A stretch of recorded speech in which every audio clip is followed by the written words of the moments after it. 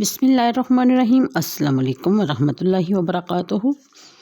کل ہم نے سورہ طلاق کی پہلی 2 آیات کی ترجمہ تفسیر پر روشنی ڈالنے کی کوشش کی، مگر یہ معاملات کچھ ایسے ہیں کہ ان کو بہت ٹائم درکار ہوتا ہے، اس لیے کچھ اس کا بقیہ رہ چکا تھا، لہٰذا پہلے وہ مکمل کرتے ہیں، اس کے بعد اگلی آیت کا اگر ویڈیو میں ٹائم ہوا تو پھر انشاءاللہ اس کے بارے میں بھی کچھ ذکر کریں گے۔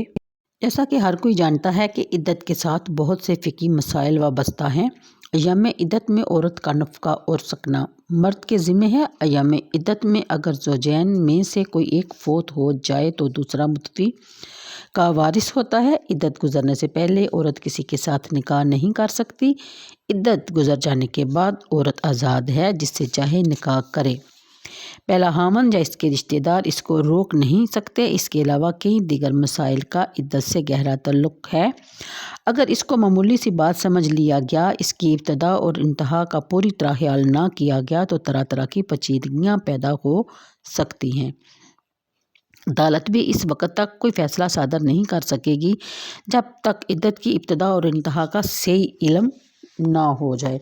اس لیے حکم دیا کہ عدت کو پوری احتیاط کے ساتھ شمار کرو۔ یہ حکم صرف مردوں کے لیے ہی نہیں،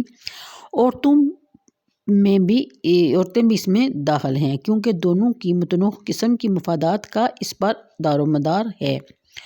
کیونکہ ان مسائل کا تعلق مرد اور عورت کی پرائیویٹ زندگی سے ہے، ان کا صحیح علم انہی کو حاصل ہے، دوسرے لوگ ان حالات پر آگاہ نہیں ہو سکتے۔ اس لیے یہاں خاص طور پر فریقین کو اللہ تعالیٰ سے ڈرتے رہنے کی تاکید کی گئی ہے۔ مردوں کو حکم دیا جا رہا ہے کہ طلاق دینے کے فوراً بعد وہ اپنی بیوی کو اس کی رہائش گاہ سے باہر نہ نکال دیں۔ اس کو یوں بے سہارا اور بے آسرا کر کے گھر سے نکال دینا بڑی سنگ دلی ہے۔ جب تک وہ عدت گزار رہی ہے، اس کا نفقہ اور اس کی رہائش کا انتظام مرد کے ذمہ ہے۔ اس طرح عورت کو بھی حکم دیا کہ وہ طلاق مل جانے کے فوراً بعد اپنے اس پہلے گھر سے نہ نکلے، بلکہ ایام عدت وہاں ہی پورے کرے۔ اس کے نفقے کی ذمہ داری مرد پر عائد کر دی گئی ہے اور اس کی رہائش کا انتظام بھی مرد کے ذمہ ہے۔ اس کی حکمت آیت کے آخری جملہ لا تدری لعل اللہ میں بیان کی گئی ہے کہ طلاق رجعی کی صورت میں اگر وہ ایک جگہ رہیں گے تو عین ممکن ہے کہ خاوند کے دل میں اس کے بارے میں جو نفرت پیدا ہو گئی ہے وہ محبت سے بدل جائے۔ وقتی جوش میں آ کر اس نے جو اقدام کیا ہے اس پر وہ نظر ثانی کرے، یا عورت اپنی کوتاہیوں پر نادم ہو کر اپنے خاوند کو راضی کر لے اور اس طرح ایک اجڑا ہوا گھر پھر سے آباد ہو جائے۔ آپ نے دیکھا اسلام آخری وقت میں بھی دلوں کو جوڑنے کی کوشش کس طرح کر رہا ہے۔ بگڑے ہوئے معاملات کو سنوارنے کی کوشش کی جا رہی ہے اور پورا موقع بھی دیا جا رہا ہے کہ وہ یہ موقع ضائع نہ کریں، اس سے فائدہ اٹھائیں۔ یہاں چند فقہی مسائل کا ذکر کر دینا بھی فائدہ سے حالی نہ ہوگا۔ نمبر 1، وہ عورت جسے خاوند نے رجعی یا بائن طلاق دے دی ہو، وہ اپنے گھر سے نہ دن کو نکل سکتی ہے نہ رات کو، البتہ بیوہ عورت کو ضروری کام کے لیے دن میں نکلنے کی اجازت دی گئی ہے، لیکن رات وہ اپنے گھر میں آ کر بسر کرے۔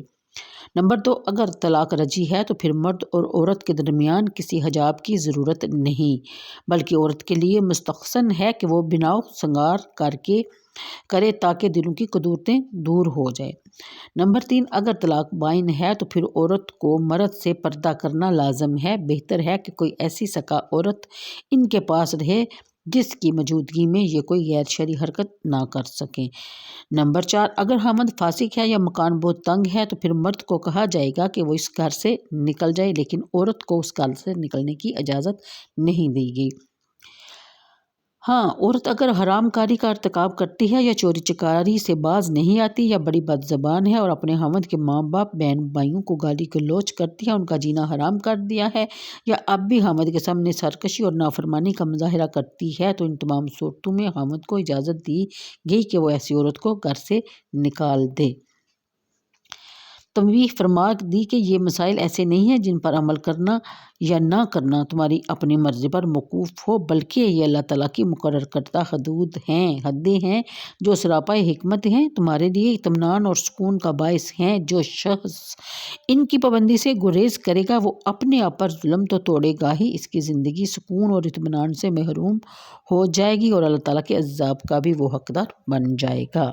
خاوند اگر ایک طلاق دے یا 2 طلاقیں دے تو اسے رجوع کرنے کا حق ہے۔ بعض لوگ جو اس حق کو ناجائز طور پر استعمال کرتے ہیں وہ بظاہر رجوع کر لیتے ہیں، لیکن ان کا ارادہ اسے بات کرنے کا نہیں ہوتا، بلکہ وہ اس کی عدت کی میعاد کو لمبا کر کے اس کو اذیت پہنچانا چاہتے ہیں۔ اس لیے یہ حکم دیا جا رہا ہے کہ عدت ختم ہونے سے پہلے تم یہ فیصلہ کر لو کہ آیا تم اس کو اپنی رفیقہ حیات بنا کر اپنے پاس رکھنا چاہتے ہو یا اس کو بات کرنے کا ارادہ نہیں رکھتے۔ پہلی صورت میں تمہیں اجازت ہے کہ تم رجوع کر لو اور حسب سابق اس کے ساتھ محبت اور شفقت کا برتاؤ کرو اور اسے اپنی اہلیہ بنا کر رکھو، اور اگر تمہارا یہ ارادہ نہیں تو صرف اس کو ستانے کے لیے اس کے ساتھ رجوع کرتے ہو تو مت کرو، بلکہ اس کو جدا کر دو۔ جدائی کا اندازہ بھی غیر شریفانہ نہ ہو کہ فریقین ایک دوسرے کو برا بلا کہہ رہے ہوں، تن و تشنیع کے تیر چل رہے ہوں۔ مسلمان کو یہ زیب نہیں دیتا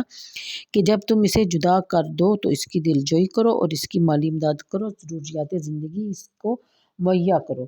اس طرح اس کے غم اور نادا کا بوجھ کچھ ہلکا ہو جائے گا۔ موافقت کی صورت میں احسان و مروت ہر کوئی کرتا ہے، لیکن عدم میں موافقت اور قطع تعلقات کے وقت بھی دلجوئی اور مروت کی تلقین فرمائی جا رہی ہے۔ اس دین رحمت کی خصوصیت ہے اور اس کے ماننے والوں کا شیوا ہے۔ پھر بیان فرمایا کہ اپنی بیوی کو طلاق دو یا رجوع کرو، دونوں صورتوں میں تمہیں 2 معتبر گواہ مقرر کر لینے چاہیے تاکہ اگر کسی وقت فریقین میں نزاع پیدا ہو جائے اور معاملہ عدالت تک پہنچے تو شہادت کی روشنی میں قاضی صحیح فیصلہ کر سکے۔ یہ حکم وجوبی نہیں بلکہ استحبابی ہے۔